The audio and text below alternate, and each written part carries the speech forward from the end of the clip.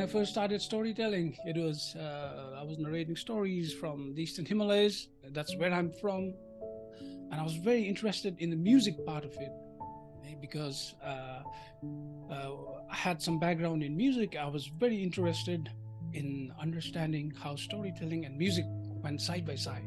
But as I explored this, something came to my realization that even the music itself is rooted in the oral history of a community. And as I looked further, what became very evident was, now what about the stories? What about the oral traditions? They themselves are disappearing. In some cases, there's hardly anything left. So I became more interested in looking at the oral traditions, probably where the folklore is rooted.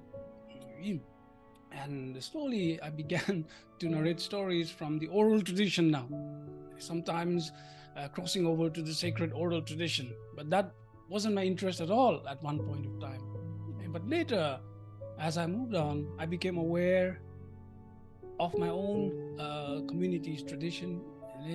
And something that was quite fascinating to know was stories, the oral tradition from our own community was on the very verge of extinction. As a community, we are already very small. As a community where people speak their own language, it's also very less. So I think our language is on the endangered list now. So I really felt I should maybe look into this. As I looked into my own ancestry, my ancestor roots, something came up, the Sangduma. Sangduma is, how should I say, like an oral tradition. It's like an oral literature. There are two. One is the Mundum, which is, you can say more or less the sun, the sun kind of thing, or the masculine. And then there was this Sangdum, the feminine, and which was not talked about, and there wasn't too much to know about. So I looked into my own family. My father was very supportive, and he helped me look through the stories that my grandmother had passed, who seems to have been a medicine woman at one point of time.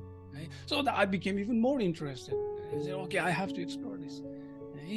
And through this exploration, and over the years, I think the nature of stories that I shared slowly started to change.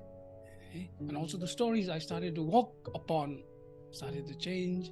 And later, I felt much more comfortable making my own stories, using some of the principles of Sangduma or Pensa.